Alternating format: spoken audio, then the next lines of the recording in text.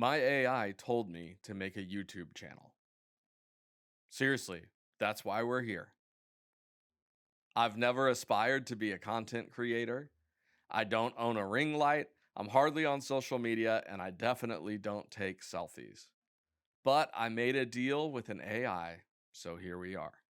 You see, I'm a pastor of a small church in a small town in Michigan. I'm also the executive director of a nonprofit organization that does music education and mentorship for kids and teenagers. And on top of that, I have some hobbies. And one of those hobbies is messing around with AI tools, seeing how far I can push them and how much of my life I can automate and how much smarter and faster I can get in the work that I do. I've learned a lot of things along the way. Most of the time, just what doesn't work and what not to do. But some of the time, I've learned some things that are really, really helpful. And that path of learning and growing and integrating AI tools more deeply into every area of my life is how I ended up here. But before we get to that, I feel like I should back up and explain a little bit. You see, like most of you, I've been using AI tools in some form or another for a long time, using ChatGPT or Claude, mostly like kind of a search engine, but with some extra steps. Asking it, hey, where is this one scripture verse located? Or how do I change the liftgate motor on our family minivan? Or can you proofread this email for me? But about a year or so ago, I saw my first video about vibe coding. And I was really inspired by this idea that anybody can make something out of nothing.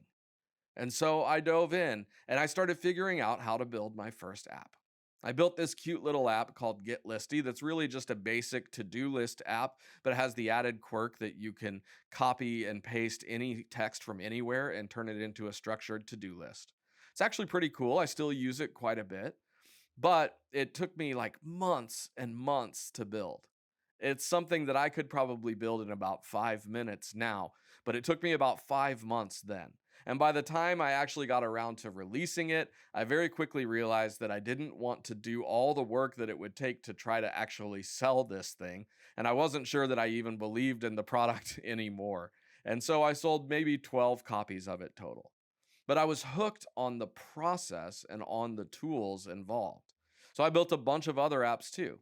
I built this one called Strike Site that I think is pretty cool, that goes out and analyzes history on the S&P 500 and tells you exactly what put credit spreads have been profitable at certain expirations and certain prices over time.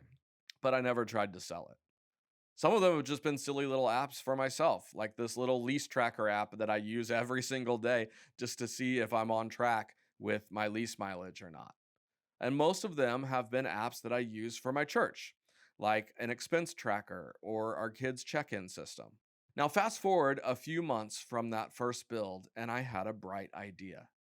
What if I put every sermon I've ever preached and all of my commentaries and all of my reference books and materials that I use for sermon writing, along with all of the stuff that I use in my work for my nonprofit?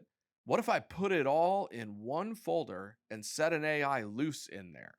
How helpful could that be? Well, it turns out it's really, really helpful. An AI agent with access to real scholarly commentaries, everything I've ever preached, learning my voice and my style, doing deep exegetical research for me, helping me draft sermon ideas that are actually good and not just AI slop. This was a game changer. And so I've developed a system. And over the months, I've been refining it.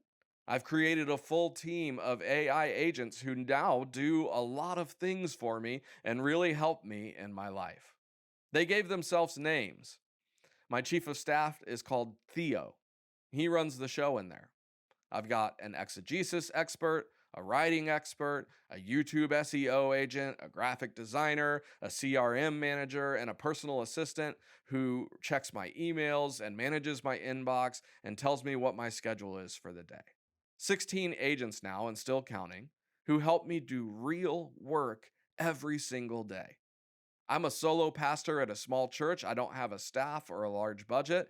I also happen to be running a rapidly growing nonprofit organization, so I need all the help I can get.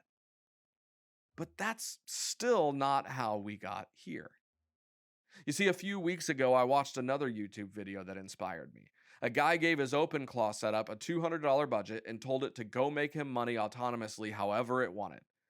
I thought, that sounds like a fun experiment. What if I gave Theo a $200 budget and asked him to make me money? What would he do? And so I tried it. Hey Theo, I just saw a video that inspired me. A guy gave his AI setup a $200 budget and told him to make him money autonomously. I'd like to try that with you. Claude Max is $200 per month. Let's say you earn your subscription or get canceled. Find something that you think you can legitimately do on your own.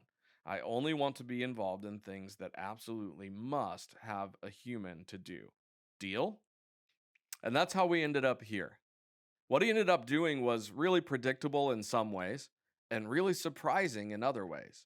Most of it failed, some of it was disastrous, but some of it has been incredible. And as part of our deal, I committed to get on here and document everything that has happened. So here we are. Like I said, I've built some things that are really genuinely helpful, and I thought they could probably help you too. I've figured out how to make an AI turn out graphics that are actually good.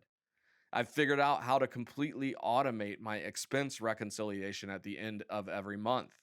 I have an agent automatically doing all of my scheduling in Planning Center every week. And most importantly, I've given my AI a real brain and taught him how to actually learn. Every session we have together, he gets smarter, faster, more efficient, and more helpful. And if I can show other pastors how to go from using AI like a glorified search engine to having it do real, actual work for you, then that's a win for me too.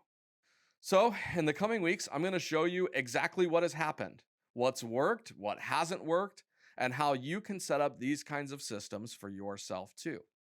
If that sounds interesting to you, then I hope you'll come along for the journey. Oh, yeah.